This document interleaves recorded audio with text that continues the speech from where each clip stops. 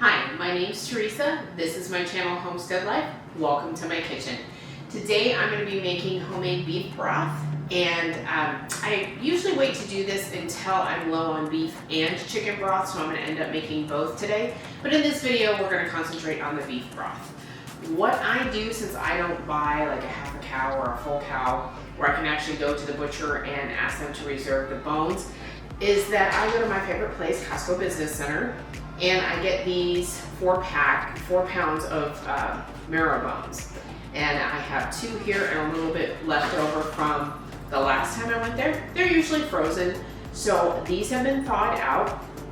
The first thing we're gonna do is I have my oven set to 450. I've got 2 pans here that I'm gonna spray some avocado oil on. And then I am going to take these marrow bones and place these on the tray so that we can get these roasted up. Some people think you should boil them first. I don't, I just roast them this way. And this is the way I've done it for a long time, the way I was taught to do it. It may be wrong, it may be right, who knows, right? This is just how I do it. Feel free to follow whatever recipe you might have if you have something different. You'll notice there is some meat still left on the bones, which is great. And these are great bones for your dogs too, if you have dogs, because of the marrow. My dogs really love these. So usually when I buy some of these packages, I will take extra to give to them.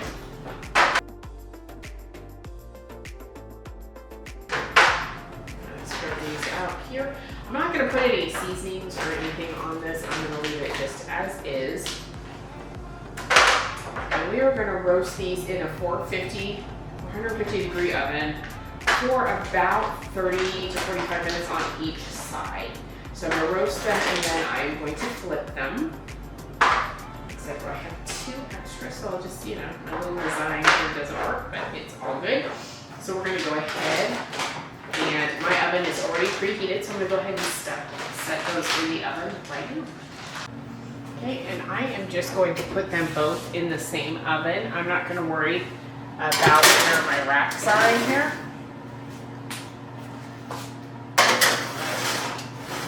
And we are going to go ahead and set the timer for 30 minutes and check them then. While those bones are in the oven roasting, we're going to prepare some of the vegetables. What I do is when I peel carrots or anything like that, I like to save the peels. I just did 25 pounds of carrots where I had preserved some in my canning, and so these are the peels from that. I have some celery here. It's a little bit older. It needs to be used up, so this is going to be a perfect application for it. We're just going to kind of chop it up a little bit. We're going to use the whole thing, so it doesn't need to be anything fancy. We're just going to kind of chop this up for flavoring. You don't have to put any kind of celery in if you don't want to, but I just find it adds to the flavor. And I'm going to throw this bottom piece away.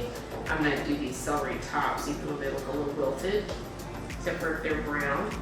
Then I'm going to take some onions, and I'm going to just kind of give them a rough chop as well, and put them in, kind of quarter them here, maybe take a little bit of that off here.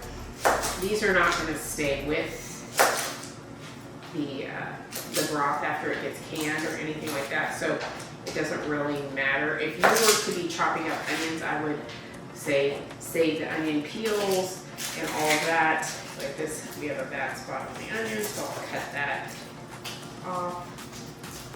There we go. And just kind of chop this up. I'm going to do this for about 4 small onions.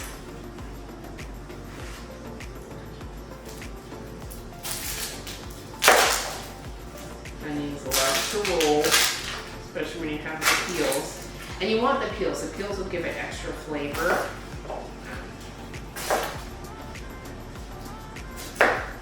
I just don't like the little ends there that much.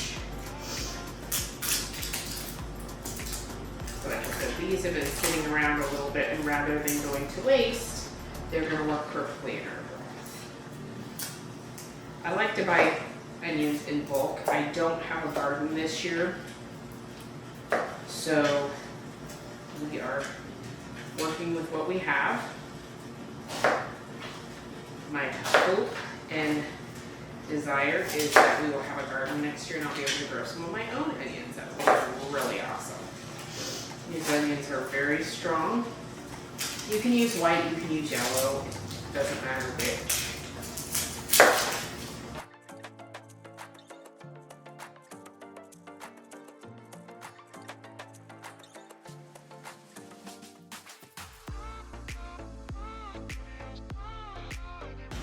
Sometimes you have to, that have been sitting around a little while, and well, inside's good, you gotta peel a couple layers off.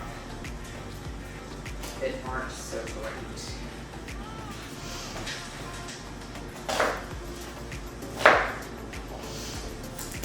Now it's making my nose and eyes run.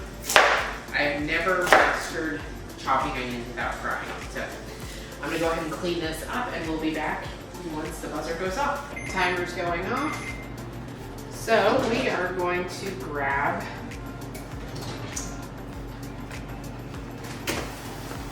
our beef bones,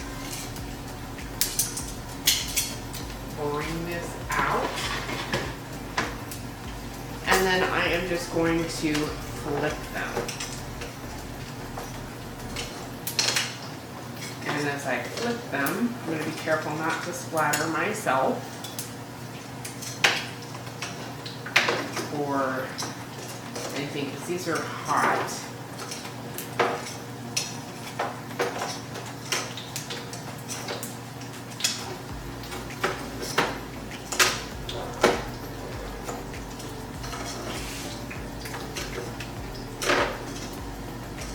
So I have these longer tongs. I have some shorter tongs, but I don't want to get too awful close and actually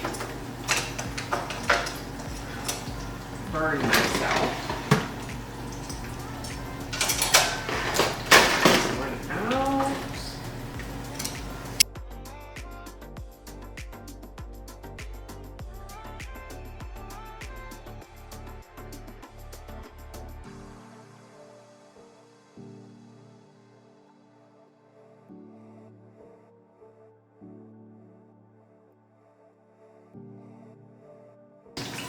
And we are going to set the timer for another 30 minutes.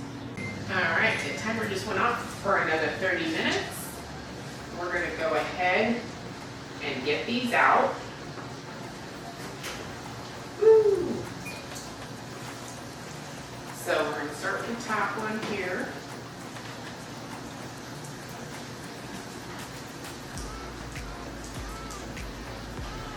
And I'm going to be very careful bringing this over here. There's a lot of grease, as you can see. And they're nice and good and ready to be used in here. Now I have filled up a couple of things of water. And I'm sure you can hear it. We have thunder and lightning and a really amazing rainstorm, which makes for like the perfect time to be doing something like this. So kind of cool. All right, I'm gonna grab the bones and just put them in my roaster.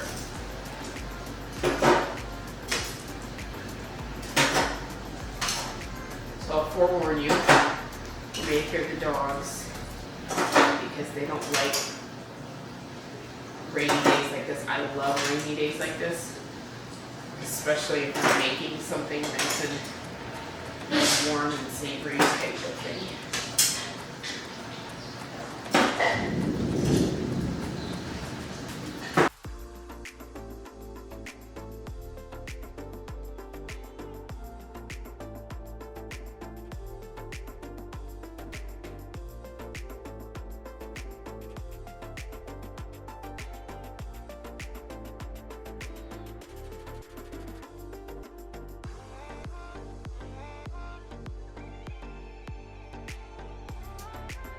So here we have all of our bones. Okay. All right. Then we're gonna add our vegetables in here.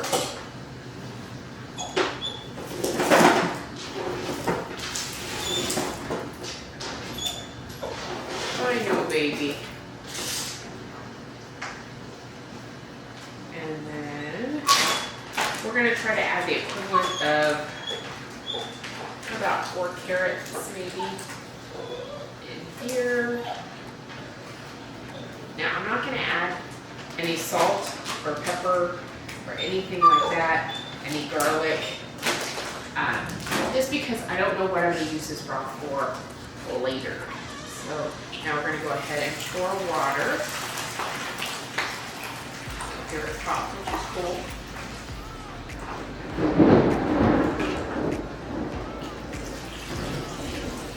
And we're gonna cover everything. Now it looks like I'm gonna need to get a little bit more water.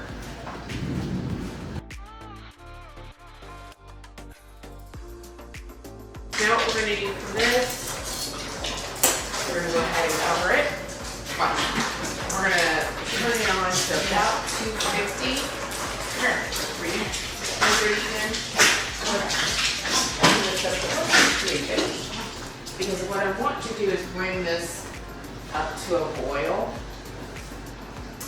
and get this going really, really good. Get it nice and warm. And then I will turn it down to about 250 to 300, and I'm gonna leave that for 3 to 4 hours or even overnight and just let it kind of simmer. Hopefully the power stays with us and we don't lose power, but we'll check back a little bit later after I bring this up to a boil. Okay, it has been a couple of hours and I've had it on about 350. We've had some surges in power, so we haven't been able to get to a boil, but it is nice and warm.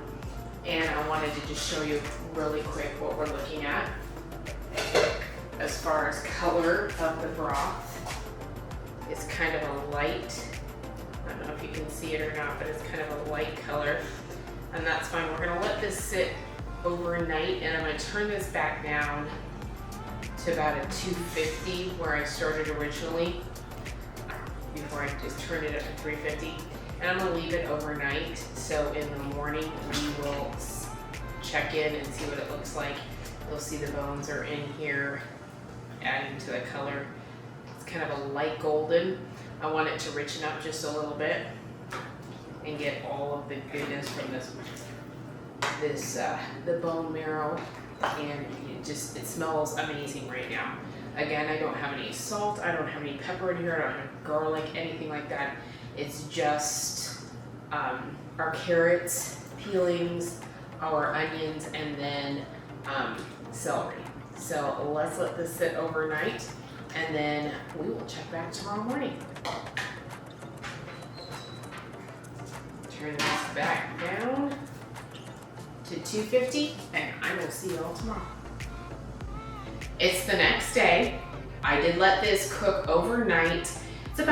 It's just almost noon, and I let this cook overnight on about 225 the majority of the night. We did still have some power outages and flickering for a few minutes last night, nothing long, so it didn't ever cool all the way down. But I wanted to show you what it looks like this morning, or I guess it's almost this afternoon, and what we're gonna do with the next steps. So taking the lid off here, I'll just put it behind me, get it out of the way. You'll see that our broth has turned a really nice golden color. It looks beautiful. So I'm gonna do 2 things here. First, try not to spray it all over me, how about that? So I'm gonna go ahead and take a bowl here, and I've got a strainer, and I'm gonna strain out all of our broth and our vegetables. I'm gonna try to get the vegetable chunks first. And then I have a separate bowl over here for all of the bones, because I am going to reserve the bones. The reason being is after they cool, I will give those to my dogs for a nice little treat. And they've been really good in smelling this. You'll be able to see the color here in the bowl as we're doing this. Now I didn't put any salt or pepper or any kind of spices in this, and I did intentionally leave it very bland. That was my intent, because again, I don't know what I'm going to be doing with this once I open it later down the line. Just giving it a little bit of flavor, but not a lot.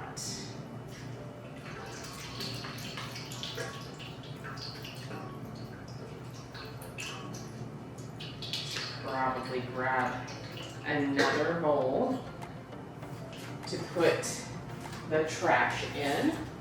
And I have the pans soaking behind me, so I'll use this as a trash bowl.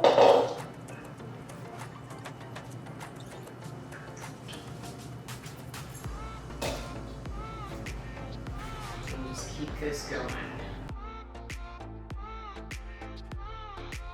Trying not to make too much of a mess, but it's okay if I do. I'm going to go ahead and turn this off at this point.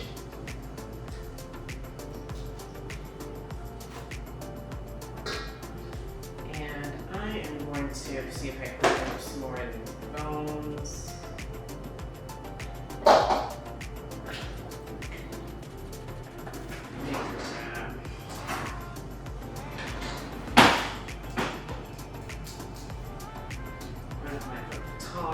That'll probably be a little bit easier to get the bones out of it.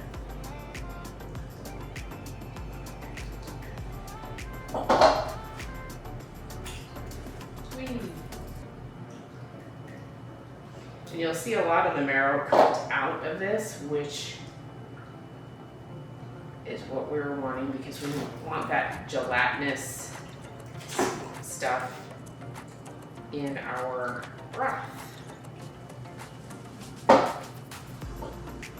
Don't worry, before I give anything to the dogs, it's going to be completely cooled, and I will make sure that there are no onion peels or anything like that in there, because that is not good for poochies. Just get some of this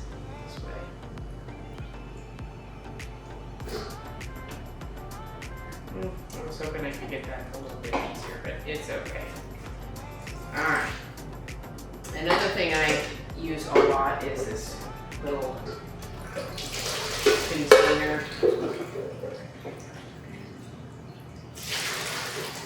Because it makes it go a little bit faster. But you see that I have a bone in there.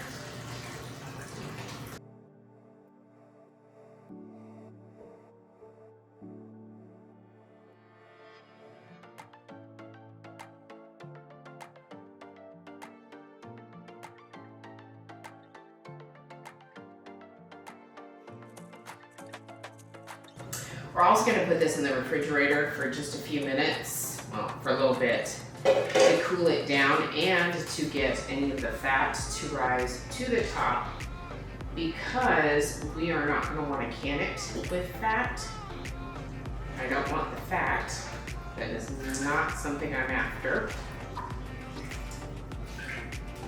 Which is why, I mean, some people, when they take the bones and they roast them, they take all the juice or whatnot that comes off those bones, and they turn around and they put it in their broth, and then they strain things out later. To me, you're already putting fat in your broth to remove fat, so I don't do that.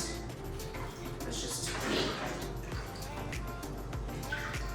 See this beautiful brown? It's awesome. I'm so excited. Turned out beautiful. Now, I'm feeling like I need something different to work with this. But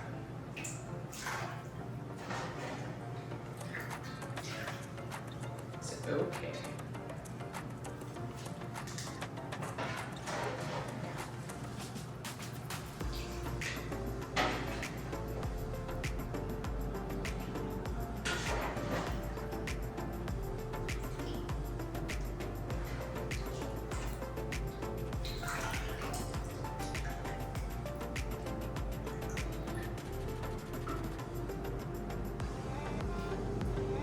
So I'm gonna finish getting this all strained out and then we'll be back. Okay, I've gotten this all strained out and I'm gonna move some things out of the way here, just really quick. I'm gonna just put them behind me for cleanup later, including the bones.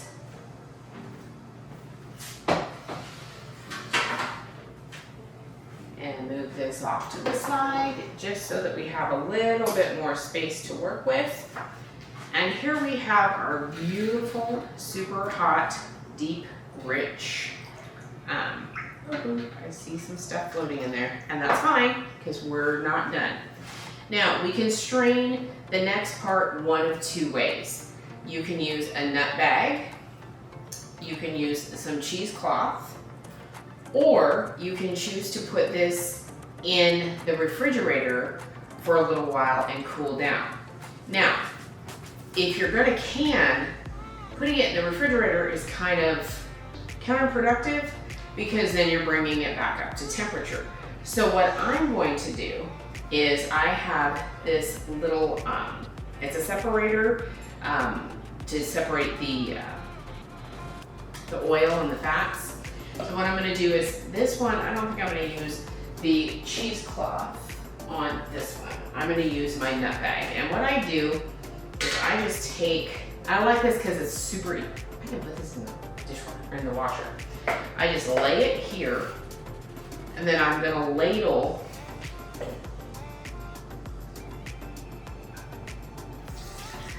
over the nut bag. The nut bag is going to catch any little pieces of carrot or onion or bone, marrow, anything like that.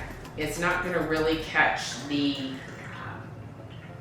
oil or the grease that's in there, the fat. There we go, that's the word I'm looking for.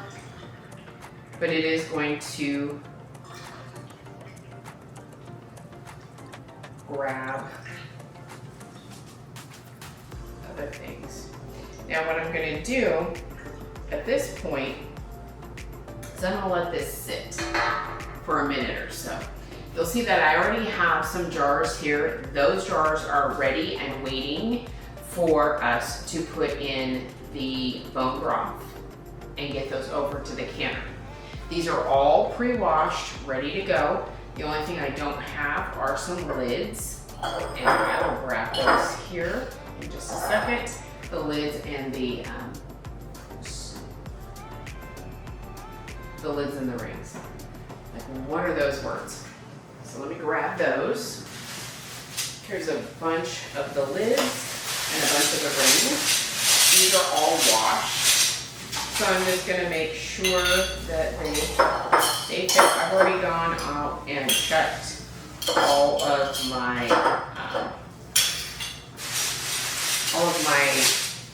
jars to make sure there's no deep nicks, scratches, scrapes, and anything like that. These have all been washed and put away. Some of them are stained because I've used them a lot. And I just keep them in separate bags. I don't have a fancy way to store them. I am real. This is what I do. I don't do this for show. And I'm gonna take some distilled vinegar and put it in a little bowl here.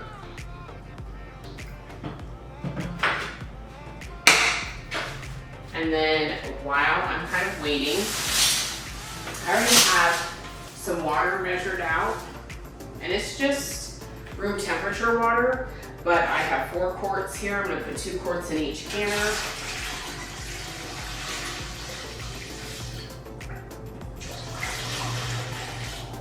Or roughly 2 quarts. It doesn't have to be exact, but close to that. And then I am going to just put a little bit of the distilled vinegar in the canner as well. Now that I've got that, this has given it a moment to kind of sit, and we'll see if there's any fat that rises to the top, and there really isn't. So I didn't think there would be because I didn't put the fat from when I roasted the bones. So I'm gonna go ahead and fill this up And I'm gonna bring this up to with the 2-inch head space, so just under the lip here.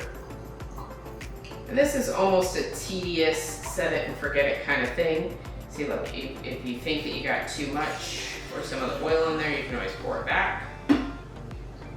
While I'm doing this, which I didn't, but that's an example. So I'm gonna go ahead and pour this in, and it's okay if there's a little bit of oil in there. It's just the natural things from cooking. Okay, I'm gonna add some more, and this is what we're gonna do until each one of these is filled up. And I'm gonna show you.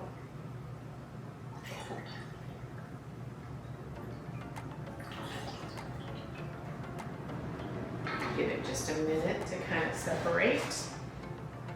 There's really not that much separation, so we are good. With the chicken, the chicken broth, I will see a much greater separation. So now I have this full, it's about 2-inch headspace. I'm gonna, obviously, if you've canned it all, I've talked about, or watched me, I've talked about debubbling. There's no debubbling with this. So we're gonna go ahead and take just a little bit of the vinegar, put it on this, and we're gonna wipe the rim, because any of that, if it dribbled on there, will prevent it from sealing. And we're gonna take one of our brand new lids, put it on, the fingertip tight, and that's it. Don't crank down on it, just fingertip tight. I'm gonna do the rest of these jars, and then we'll come back.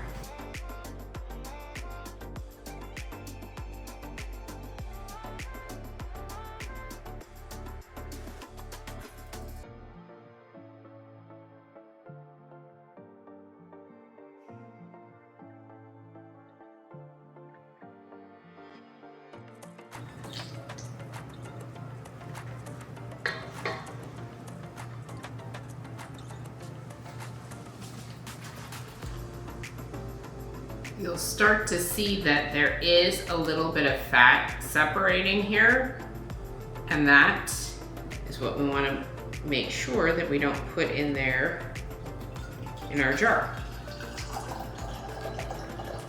It's okay if a little bit gets in there, but we try not to put too much. So I don't want to empty this fully each time, and I keep adding to it.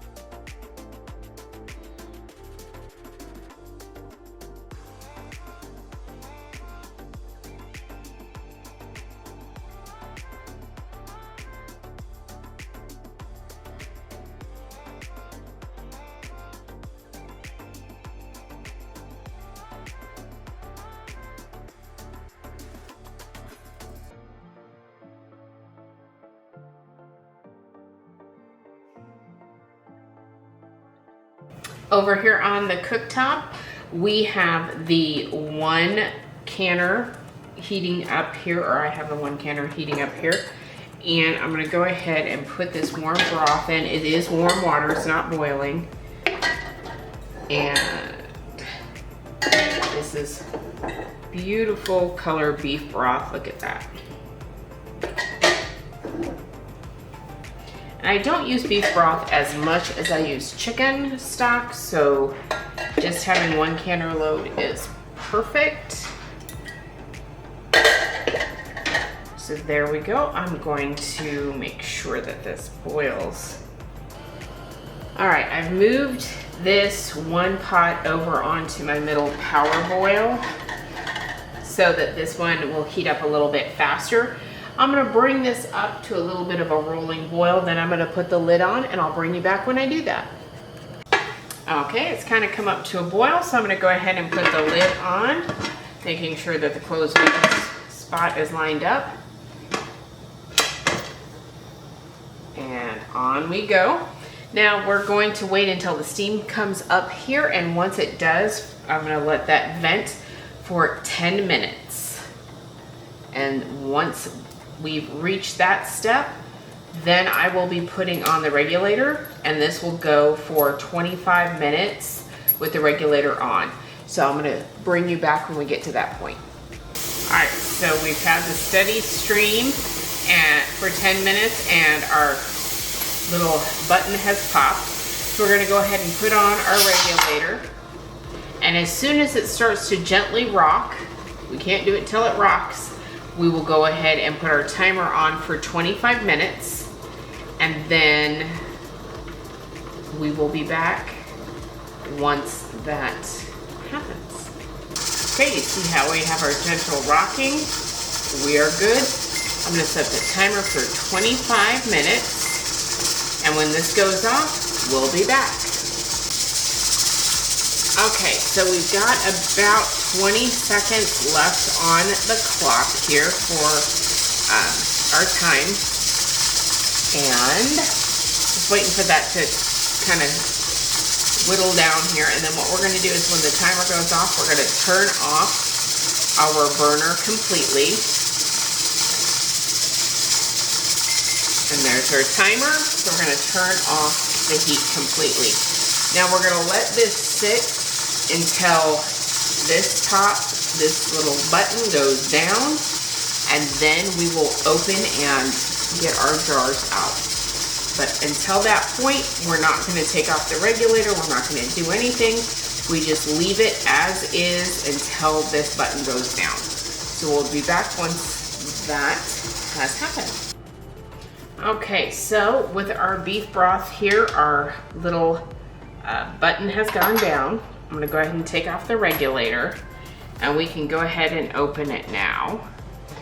You're always gonna wanna remember, and I say this every time just because it's important, is to open it away so that way any steam rises away from your face.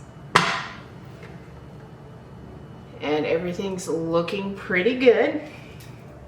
I'm gonna go ahead and take these out and put them over here on our mat to cool. And we're gonna wanna cool these.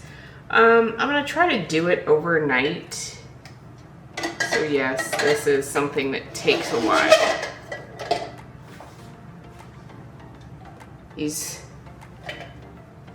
canning days are not instant gratification moments for sure. And you're gonna hear popping as your jars cool. And that is perfectly okay.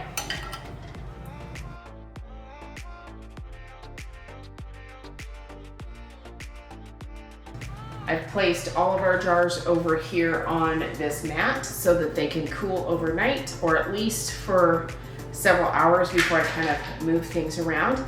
And we'll check back after they're cooled off. So it's been over 24 hours, and this is our beef broth. We have the 7 quarts. I'm gonna go ahead and take off the bands. Each one of these have cooled down. and everything has sealed. I try to hold on to it from the seal or lift it from the seal. It's very solid. So that's what I do is I go around and double check that, because we don't want this to come undone on our shelf. Now the fact that I only got 7 quarts is fine with me, because I don't use as much beef broth as I do chicken broth. I'm going to take our white vinegar, distilled vinegar, put a little bit in my bowl here, and then I'm going to take one of the paper towels that I have, and I'm just going to kind of clean up these, the tops and the sides really good before I label it, so that I just don't have any extra glue or nastiness. If for some reason you have some foam on the side of your jars, because you do what I do quite often, which is forget to put the vinegar in the water, then you can do it at that point and kind of scrub it off. Okay. And then what I do with the bands is I will boil those to get those clean. And after a while, these bands won't last forever. So after they've been used for, I don't know, maybe a dozen times or less, they'll start to look really, really ancient and old and be time to throw them away. So now what I'm going to do is go ahead and label these. Oops, why am I doing 10? I'm trying to, we're not in October yet. 9, 20, 23. Now there's several ways that you can label your broth or whatever you're making. One is by doing just the month and the year. The other is by doing month, date, and year, or sometimes just the year. If you know that you're going to can something only once a year, you can do whatever works for you. I just do the month and the year, because if, for instance, I did do broth, say maybe at the first of the month and in the middle of the month, it's really not going to matter that much to me. And I will always make sure and rotate through my stock so that I'm using what I've canned the oldest can. I can't even talk right now. So that I'm using what is oldest. So for instance, if I have beef broth on my shelf that was canned back in January or February, I would use that before I used this beef broth. Or the same for any vegetables or chicken or anything like that. Okay, so this is all we do to can beef broth. Hopefully you enjoyed this video, maybe learned a little something. Feel free to leave any comments that you have or questions, and I appreciate you joining me today. Have a great day.